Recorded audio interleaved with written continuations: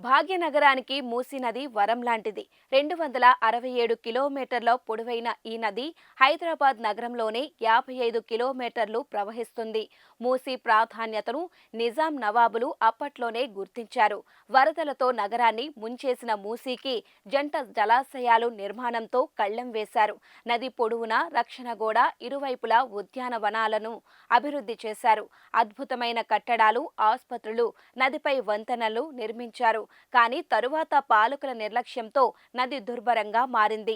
ఇప్పుడు గుర్రపు డెక్క, దోమలు, నిర్మాణ వ్యర్థాలు, ఆక్రమణలు, మురుగు జలాలే కనిపిస్తున్నాయి. మూసీకి 1908లో భారీ వరదలు వచ్చాయి. మరోసారి అలాంటి సమస్య నగరానికి తలెత్తకూడదన్న సంకల్పంతో ఆరో నిజాం మీర్ మెహబూబ్ అలీ ఖాన్ చర్యలు తీసుకున్నారు. నవాబు విజ్ఞప్తితో ప్రముఖ ఇంజనీరు మోక్షగుండం విశ్వేశ్వరయ్య ఉస్మాన్ సాగర్, హిమాయత్ నగర్ జలాశయాల నిర్మాణానికి నది అభివృద్ధి ప్రణాళిక ఇచ్చారు. ఆ మేరకు జలాశయాలు నిర్మాణమయ్యాయి. తరువాతి రోజుల్లో తెలుగుదేశం ప్రభుత్వం నందనవనం పేరుతో బాపుఘాట్ నుంచి నాగోల్ వరకు నదిని అభివృద్ధి చేయాలని నిర్ణయించింది. వందలాది మందికి పునరావాసం కల్పించి కొంతమేర నది గర్భంలో కాంక్రీట్ కాలువలు నిర్మించగా 2001లో పనులు నిలిచిపోయాయి. కాంగ్రెస్ సర్కారు 908 కోట్లతో చేపట్టిన సేవ్ మూసీ కార్యక్రమం కూడా అసంపూర్తిగా నిలిచిపోయింది.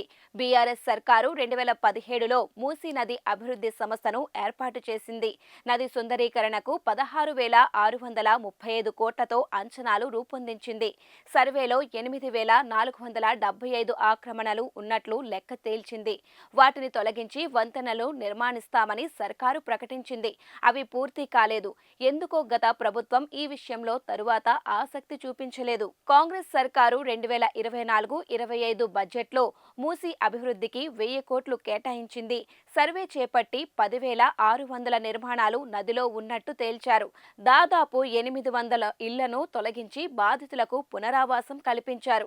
నదీ పరివాహకాన్ని సంరక్షించి ఖాళీ స్థలాల్లో అంతర్జాతీయ స్థాయి పర్యాటక కేంద్రాలు, పార్కులు నిర్మిస్తామని సీఎం రేవంత్ రెడ్డి ప్రకటించారు.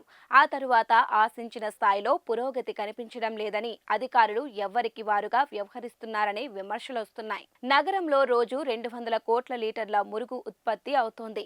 మెజార్టీ మూసీలోకే చేరుతోంది. నదిలో సీసం, అమోనియా, నైట్రేట్, కార్బన్ దావతులు మోతాదుకు మించి ఉన్నట్టు ఇటీవల సర్కారు జరిపిన పరిశోధనలో తేలింది.